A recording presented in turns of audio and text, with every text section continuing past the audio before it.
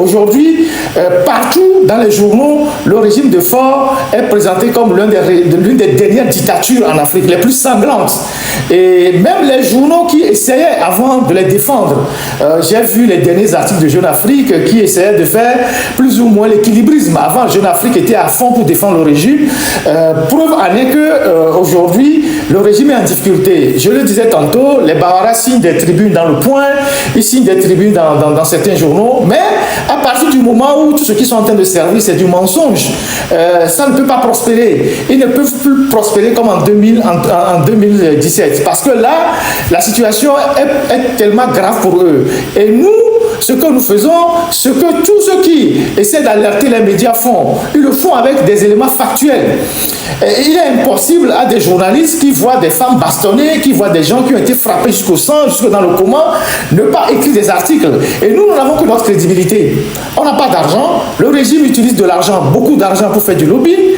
Mais nous, c'est la seule crédibilité que nous avons qui nous permet d'aller vers les organes de presse, vers des journalistes, pour leur dire, écoutez, il se passe des choses horribles au Togo, essayez de regarder un peu ce qui se passe dans notre pays.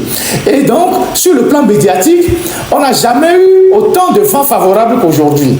Et il faut saluer ce travail-là qui est fait de partout. Partout les Togolais. Il y a des gens en Allemagne qui contactent les grands journaux en Allemagne. Il y a des gens aux États-Unis qui contactent des grands journaux aux États-Unis. Il y a des gens en Europe qui font aussi une partie du travail en Europe. Et donc tout ça contribue aujourd'hui à donner une visibilité à cette dérive, aux méthodes brutales du régime de Faure Gnassingbé, et donc à les isoler davantage. Et donc ce travail aussi doit continuer. On n'a pas besoin de dépenser de l'argent pour ça. Je ne pense pas que quand Al Jazeera m'appelle pour que je fasse une interview, je donne de l'argent ou je ne sais pas quoi. Et donc j'insiste sur la question de la crédibilité. Plusieurs fois quand j'ai fait des émissions, j'ai toujours parlé de la crédibilité. La crédibilité, pour tout journaliste, la crédibilité du messager précède le message. Si vous êtes un messager qui n'est pas crédible, votre message, même si c'est une vérité, ne sera pas crédible. Et donc vous allez constater que quand le régime veut nous attaquer, il nous attaque sur le côté de la crédibilité. Ils essayent de faire passer des histoires, de faire passer des informations pour essayer de vous rendre incrédible, si je peux parler ainsi dans l'opinion. Mais ça ne passe pas parce que tout ce qu'ils sont en train de répandre, ça n'a même pas un début de vérité. Et donc, généralement, on laisse la rumeur... On laisse la rumeur mourir d'elle-même et donc on continue de faire le travail qu'on doit faire. Et donc il est important que ceux qui portent le message soient des gens fondamentalement crédibles. C'est la crédibilité qui fait de votre message un message très crédible. Vous avez un individu comme Trimois ou Bawara, même s'ils disent des choses plus ou moins sensées, beaucoup de gens douteront parce que ce sont des individus eux-mêmes controversés. Et des gens qui n'ont pas de personnalité, des gens qui sont habitués à répandre du mensonge, le jour où ils diront une part de vérité dans l'océan de mensonges qu'ils profanent souvent et qu'ils professent souvent, les gens auront des difficultés à les écouter. Donc, il est important que nous gardions notre crédibilité. Ça nous sert, c'est une arme fondamentale. Ça nous permet de continuer par nous battre et à ouvrir des portes que nous ne pouvons pas normalement ouvrir. Donc la crédibilité nous fait rentrer partout.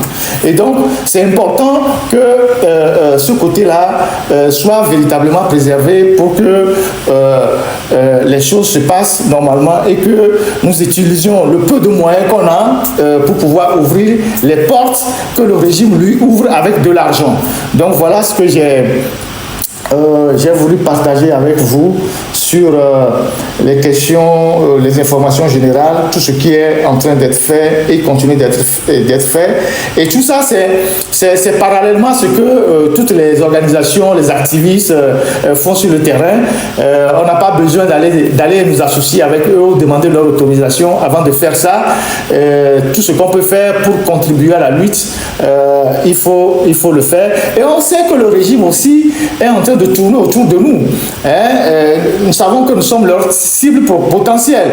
Si nous manquons de vigilance, ils vont nous atteindre. Parce que là où ils sont, ils imaginent tous les scénarios qui pourront leur permettre de nous atteindre. Et donc, ils échafaudent des plans. Vous avez vu les histoires de mandats d'arrêt qu'on a essayé de déconstruire. Là aussi, on travaille là-dessus. Après, ils vont vouloir s'en prendre aux gens physiquement. Ils vont vouloir intimider les gens.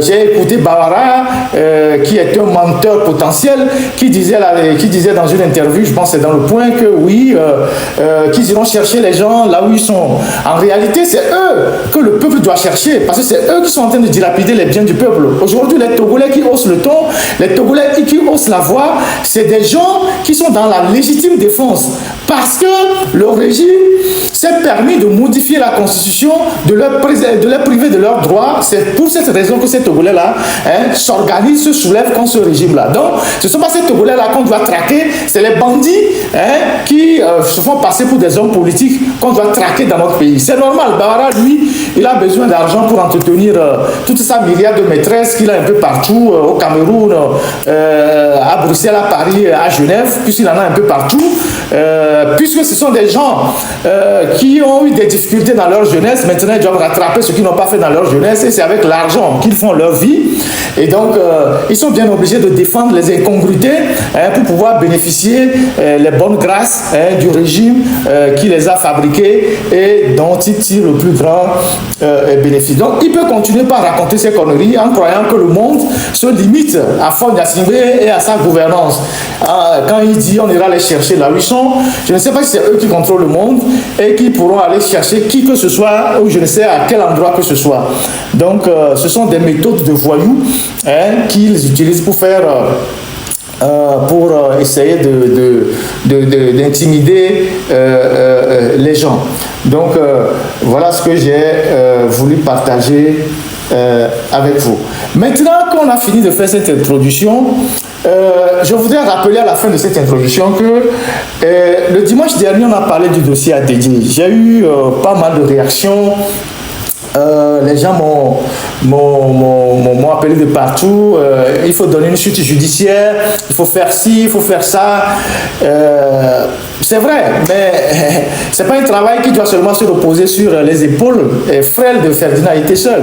Il y a des gens qui sont au Canada, il y a beaucoup de barons qui ont mis de l'argent au Canada là-bas. Les Ingrid Awade, les Tomega, les ADJ, tous leurs clubs, ils ont des résidences là-bas. Les gens savent là où ils ont les maisons.